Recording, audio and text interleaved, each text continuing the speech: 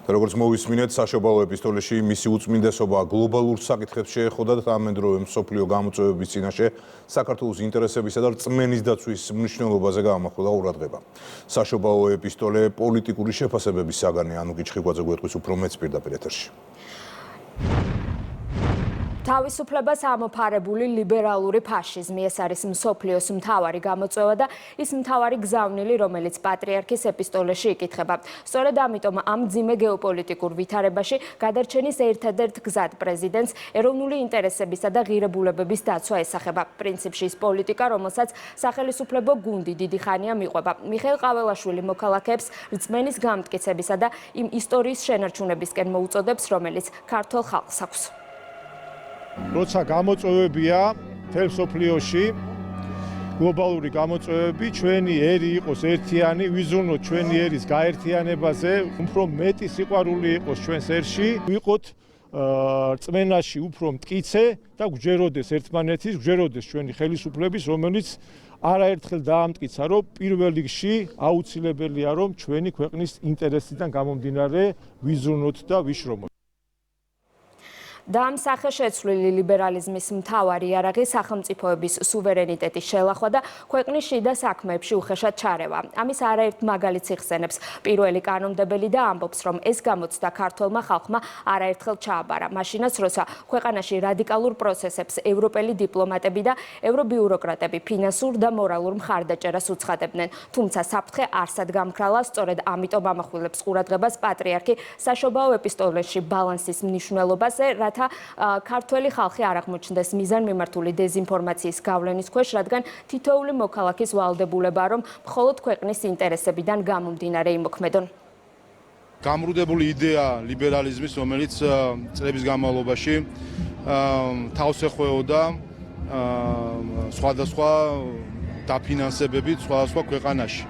დღეს ვხედავთ ჩვენ, რომ სამყაროში მიდის გამოფხიზლება და უპირველეს ყოვლისა ამერიკის შეერთებულ შტატებში ადმინისტრაციის შეცვლამ და ახალი ადმინისტრაციის ახალმა პოლიტიკამ უზრუნველყოს, რომელმაც სრულად ჩახსნა ფსევდო იდეოლოგიების დაფინანსება. ადამიანები, რომლებიც შუბში ტყვიით ემუქრებოდნენ სხვებს, ფინანსდებოდნენ ბრიუსელის ბიუჯეტიდან. ჩვენ ხედავთ, რომ ადამიანები, რომლებიც ბავშვიან დედას უვარდებოდნენ, იუვარდნენ და გამოლანძღეს, ეს ადამიანები არიან ჩახუტებული სხვადასხვა ევროპული საელჩოს და ელჩის მხრიდან და ფინანსდებიან უხვად ბრიუსელიდან. ამას მიუთითებს სწორედ პატრიარქი, რომ ყველამ უნდა გაიაზროს, რომ ჩვენ სიტყვის თავისუფლების სახით შემოგვაპარეს ყველაზე უფრო ბოროტი და ყველაზე უფრო მკვლელი იარაღი. მნიშვნელოვანი არის, რომ ჩვენ ყური დაუგდოთ არა ფსევდო იდეოლოგიის გამავრცელებლებს,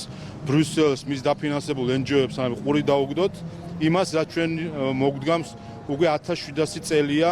სამწუხაროდ საზოგადოების გარკვეული ნაწილი არის, რომელსაც დაკარგეს განცდა აი ამ საშიშროებისა და საშიშროების დაძლევის ერთადერთი გზა არსებობს, რომ სწორედაც მიყვნენ იმ ტრადიციას, იმ რეალობას, რაც საქართველოში არის შექმნილი და საუკუნეების მანძილზე ჩამოყალიბებული. ეს არის თვითგადარჩენის გზა აი ამ турბულენტურ სამყაროში. ყველა პოლიტიკური ძალა, რომელსაც პოლიტიკური პარტია ქვია და რეალურად რევოლუციურ რეკომებად ჩამოყალიბდნენ, ყველა ცდილობს, რომ გამოიყენოს ადამიანების მდგომარეობა, რომელიც დააპირისპირეს სპეციალურად საქართველოს სტაბილურობას, კანონს დააპირისპირეს და ეხლა სხვისგან ითხოვენ პასუხისგებლობას. მსოფლიოში არსებული მძიმე გეოპოლიტიკური სიტუაციიდან გამომდინარე პარლამენტის თავმჯდომარე აღნიშნავს, რომ სრულად მორღვეულია საერთაშორისო უსაფრთხოების სისტემა და რომ ყველა ქვეყანა ახლა მოქმედებს ეროვნული ინტერესების შესაბამისად. ამ ფონზე კი საქართველოში ამდრომდე რჩებიან რადიკალური ჯგუფები, რომლებიც ქვეყნისგან სუვერენიტეტის დავიწყებას და ევროკავშირიდან წამოსული დირექტივების შესრულებას მოითხოვენ. გარეთ თუ შიდა გამოწვევებიდან გამომდინარე შალვა პაპუაშვილი განმარტავს, რომ ახლა ყველამ ერთად უნდა იზრუნოს ქართულ ღირებულებებზე. ის უსაფრთხოების სისტემა, რომელიც მეორე მსოფლიო ომის შემდეგ იყო შეთანხმებული, უკვე დიდი ხანია სინამდვილეში აღარ არსებობს. თითოეული ქვეყნის ინტერესები არის უკვე წინა პლანზე წამოწეული. და როდესაც ამ დროს ჩვენ